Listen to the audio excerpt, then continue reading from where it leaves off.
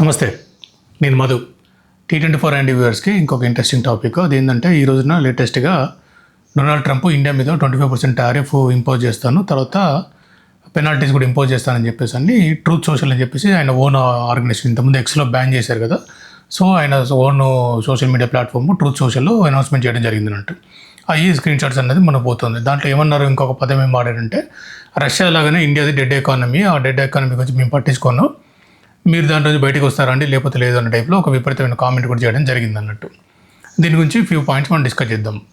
ఈ 25% టారిఫ్ చేస్తున్నారో ఇది మనం కంపేర్ చేసుకుంటే ఏంటంటే ఇండోనేషియా కానీ, ఫిలిప్పీన్స్ కానీ, వియత్నాం కానీ మనం తీసుకునేదంటే వాళ్ళు అరౌండ్ 20%లో ఉన్నారు, జపాన్ అరౌండ్ 15%లో ఉంది, యూరోపియన్ అరౌండ్ 19%లో ఉన్నారు. వాళ్ళతో కంపేర్ చేసుకున్నామంటే మనకి 25% అన్నది టారిఫ్ అన్నది కొంచెం ఎక్కువ అన్నట్టు.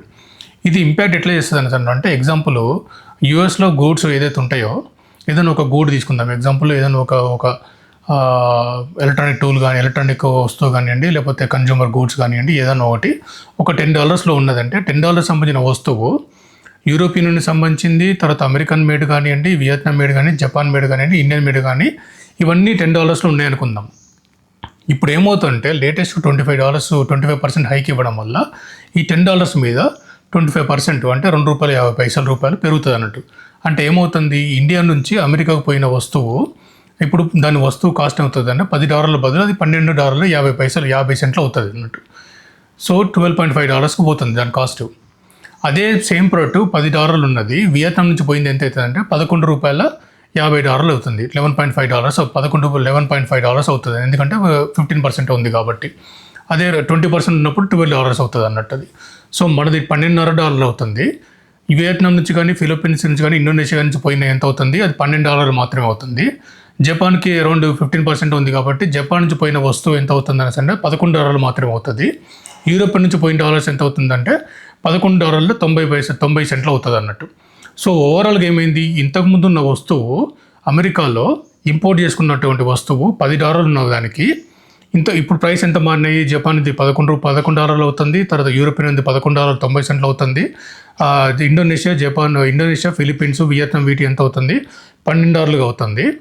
అదే భారతదేశం నుంచి పోయిన వస్తువు ఎంత అవుతుందంటే $12.50 అవుతుంది, అంటే $12.50 అవుతుంది. హైయెస్ట్ కాస్ట్ ఎంత అవుతుంది, ఇంతకుముందు $10 సమానంగా ఉన్నవి, ఇప్పుడు భారతదేశం నుంచి పోయిన వస్తువు కాస్ట్ ఎంత $12.50 అవుతుంది.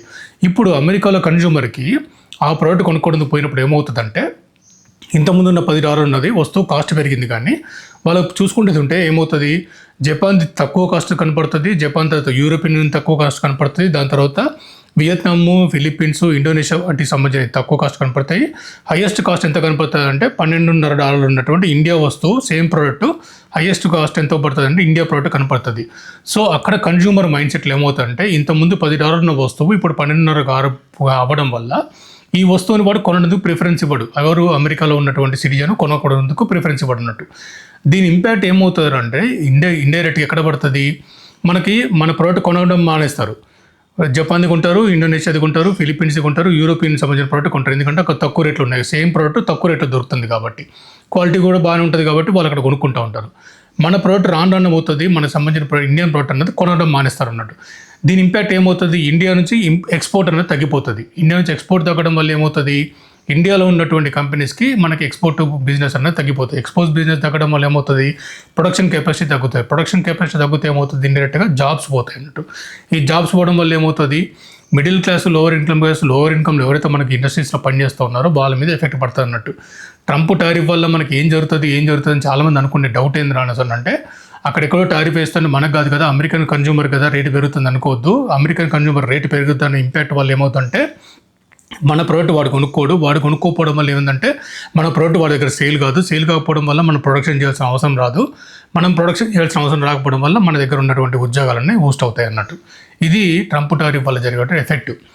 ఈ ట్రంప్ టారిఫ్ వల్ల మనకంటే ట్రంప్ 25% ఎక్సెస్ టారిఫ్ వేయడం వల్ల పెనాల్టీస్ ఏమవడం మనకి లాంగ్ టర్మ్ ఇంపాక్ట్ ఉంటుంది అంటే డెఫినెట్గా ఇప్పుడు జరుగుతున్నటువంటి వాటిలో చూసుకున్నదంటే జెమ్స్, జ్యువెలరీస్, తర్వాత లెదరు, తర్వాత మనకి ఫార్మస్యూటికల్ ప్రోడక్ట్స్, తర్వాత మన ఇండియా చాలా టెక్స్టైల్ పార్ట్స్ ఎక్కువ వెళ్తూ ఉంటాయి యూఎస్కి. ఈ ఇండస్ట్రీస్ అన్నిటి మీద, రిలేటెడ్ ఇండస్ట్రీస్ అన్నిటి మీద పడుతూ ఉంటాయి. రానున్న కాలంలో సాఫ్ట్వేర్ మీద కూడా పడే ఆస్కారం చాలా ఎక్కువ ఉందన్నట్టు. సో ఇది మేజర్ ఇంపాక్ట్. అయితే ట్రంప్ నిలకడగా ఇదే విషయం మీద ఉంటారా అనేసి అంటే గ్యారెంటీ చెప్పలేము, ఎందుకంటే మనకి ఇంతకుముందు చైనా మీద చాలా ఎక్కువ రెచ్చిపోయి ట్రంప్ని చాలా టారిఫ్ వేస్తాను, 150% టారిఫ్ వేస్తా అని చెప్పేసి అన్నారు. తర్వాత నెగోషియేషన్స్ అన్నీ చేసుకుంటూ పోయిన తర్వాత ఇప్పుడు చైనాకి అమెరికాకి బాగానే ట్రేడ్ డీల్ జరిగినాయి, సెట్ అయిపోయింది. సో వాళ్ళు బాగానే బిజినెస్ చేసుకుంటారు. ఎందుకంటే America major depend on China. ఎందుకంటే చైనాలో మ్యానుఫ్యాక్చరింగ్ ఎక్స్పోర్ట్స్ చాలా ఎక్కువ. మనం చేయాల్సింది ఏంటంటే ఇప్పుడు భారతదేశ ప్రభుత్వం కానీ ఇక్కడ చేయాల్సింది ఏంటంటే మనం మ్యానుఫ్యాక్చరింగ్లో కొంచెం వెనుకబడి ఉన్నాము. మ్యానుఫ్యాక్చరింగ్ సెక్టర్ ఇంప్రూవ్ చేసుకుంటుంది అంటే ఇక్కడ లోకల్ లైవ్లీహుడ్ పెరుగుతుంది. అంటే ఇక్కడ భారీ పరిశ్రమలు కానివ్వండి, లేకపోతే ఎక్కువ మీడియం ఎంటర్ప్రైజ్ కానీ, స్మాల్ స్కేల్ ఇండస్ట్రీస్ కానీ, ఇండస్ట్రియల్ డెవలప్మెంట్ అనేది బాగా జరగాలి. సోషల్ ఎకనామిక్ స్టేటస్ కానీ ఇంప్రూవ్మెంట్ జరుగుతుంది అన్నట్టు. ఇది మేజర్ పాయింట్.